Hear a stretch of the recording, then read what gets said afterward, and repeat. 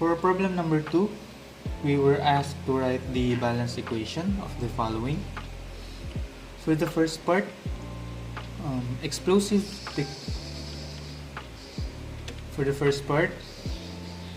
decomposition of dynamite, liquid nitroglycerin explodes to produce a mixture of gases, which is carbon dioxide, water vapor, nitrogen, and oxygen.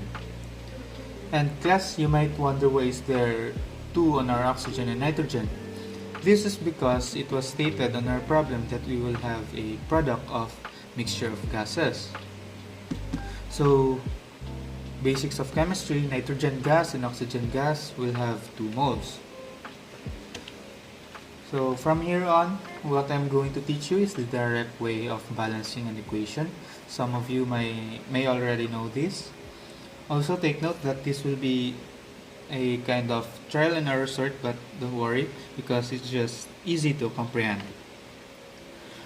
So for our oxygen, we will deal with that later to avoid confusion since there are many oxygen molecules present on the product. And it will be up to you how are you going to start, but in this case, for the sake of organization, we will start on the first element of the compound in the reactant, which, as you can see, we have 3 moles of carbon on our reactant. So for our product, we will have to multiply 3 in order to get the same value of carbons with our reactant. And we will proceed with our oxygen. Now we know that we have 5 moles of hydrogen in our reactant, while in our product we have 2 moles of hydrogen. And since 5 and 2 are not divisible by each other, we have to find its least common factor, or LCF. We know that the least common factor of 5 and 2 is 10. So on our H2O or water vapor, what value would we multiply to get the value of 10, which is the least common factor? 5, right? So we will try to input 5 on our water vapor. On our reactant, we already have 5 moles of hydrogen. So what value would you multiply to 5 in order to get the value of 10? 2, right? So let's input 2 to our liquid nitroglycerin. And since we input 2 to our liquid nitroglycerin, its carbon molecules would also change. So in our product, we will change the coefficient of our carbon dioxide from 3 to 6 to balance the number of atoms of our carbon. Next, in our nitrogen, we have 6 atoms of nitrogen in our reactant.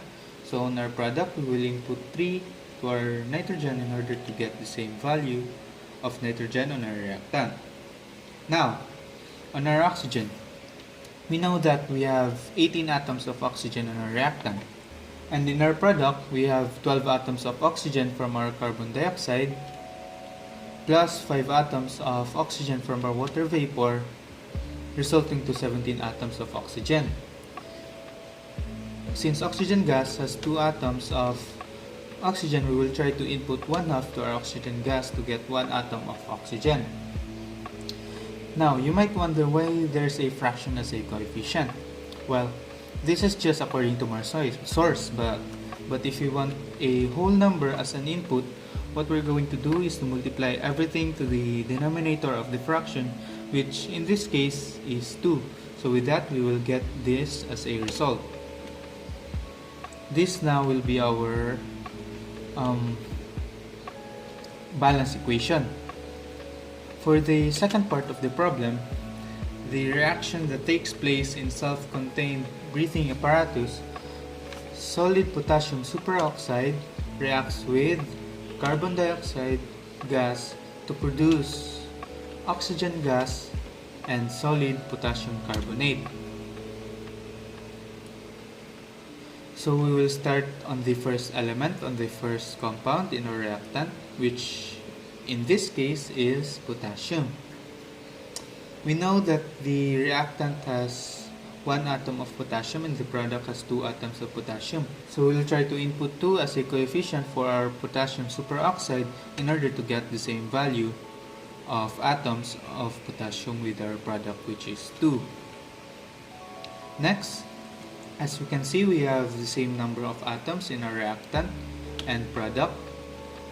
So we will now check our oxygen. In our reactant, we have 4 oxygen atoms from our potassium superoxide plus 2 oxygen atoms from our carbon dioxide.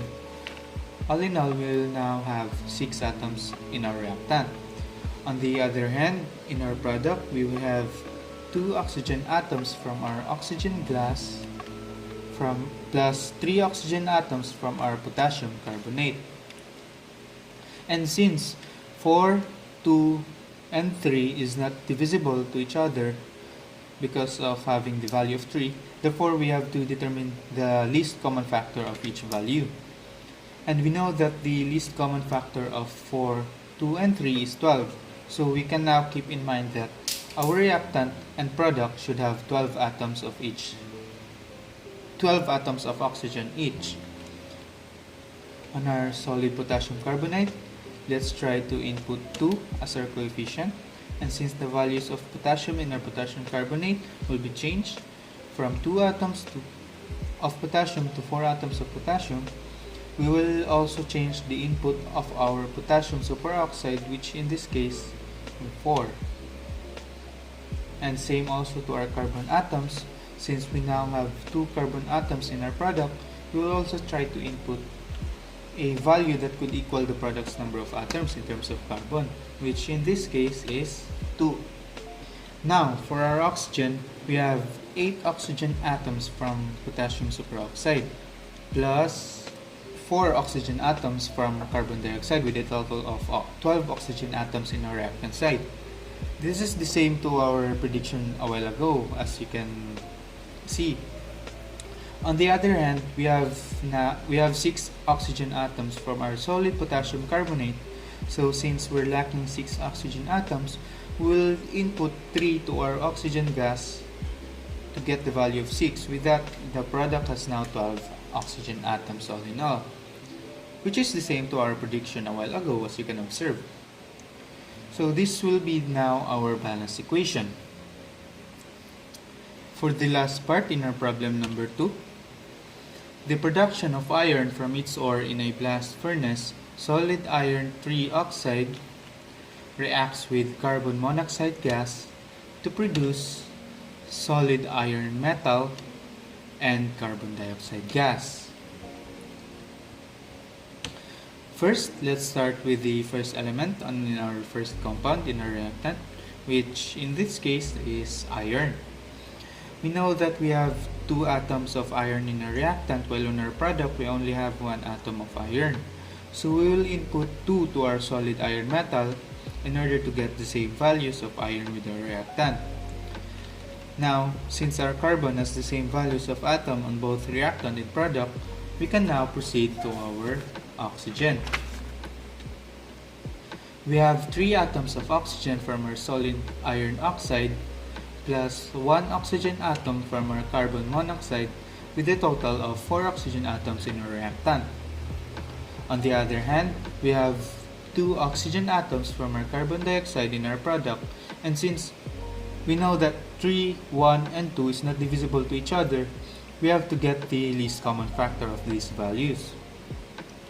We know that the least common factor of 3, 1, and 2 is 6, so we could keep in mind that both reactant and product should have 6 atoms each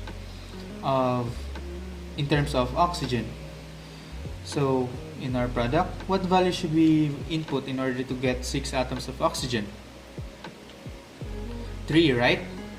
And since the carbon atoms of carbon dioxide was changed from 1 to 3 in our product, we'll also input a value in our carbon monoxide that would equal the number of atoms of carbon in the product side, which in this case is 3. So by checking, this would now be our balance equation. That would be all. Thank you.